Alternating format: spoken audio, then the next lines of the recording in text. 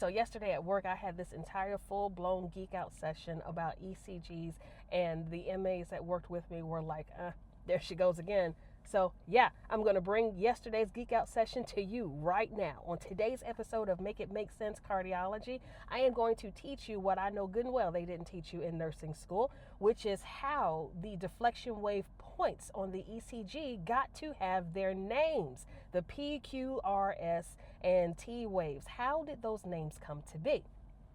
Get ready. Geek out session in 3, 2, and 1. Way back in the early 1900s, a Dutch physicist named Willem Einthoven, he was just as fascinated about cardiology as I am. And he developed a way to get the electrical conduction waves that he found out that the heart was producing. He found a way to get this information graphed onto paper. That was the invention of the world's first electrocardiograph machine. Now, this machine was absolutely gigantic. I mean, you can imagine what the technology was back at that time.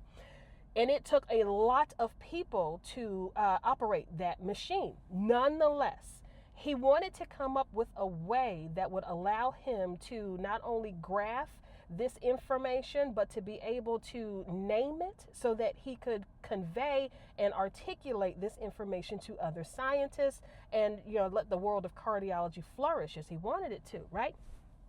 So, just like the other mathematicians of his time, whenever you wanted to get a representation, a empiric or tangible representation of some sort of mathematical formula, equation, line, graph, curve, you want to get it on paper and assign it a name so again you can communicate this information over to your fellow scientists. The mathematicians of the time always started with letters to assign to a specific point on that graph. They started with letters in the middle of the alphabet. Here's the smart part. They started with letters that were in the middle of the alphabet because what if later on down the line you would find, some new discovery, a new point that you may have missed before, either before the graph that you figured out or after the graph that you figured out. You can't start with the letter A because if you find a new point, what are you going to call the new point that comes before the point that you initially created? You can't call it negative A. That makes no mathematical sense. So they started in the middle of the alphabet with the letter P, QRST, so that again, if you found new discoveries, you have a letter that you can assign to it.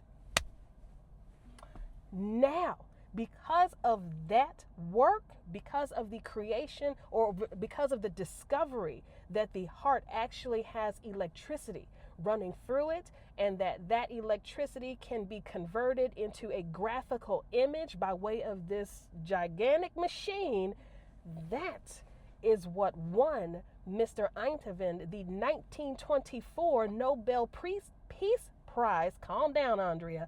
The 1924 Nobel Peace Prize in physiology and medicine. And to this day,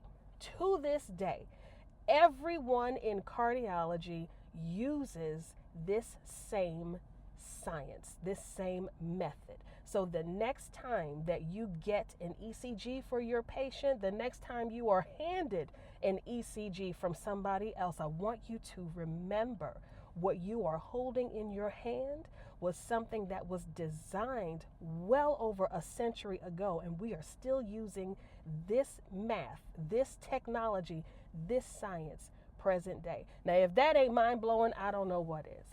Maybe it's just mind-blowing to me because I love cardiology that much. I hope this information has blessed you just as much as it has blessed me. And this is why I have fallen in love with cardiology like I have, because I think the heart is just absolutely fascinating.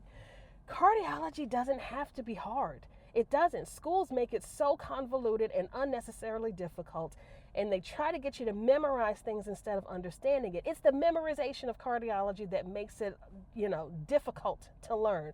Understanding it isn't. And if you need help understanding, here's your girl. I make it make sense.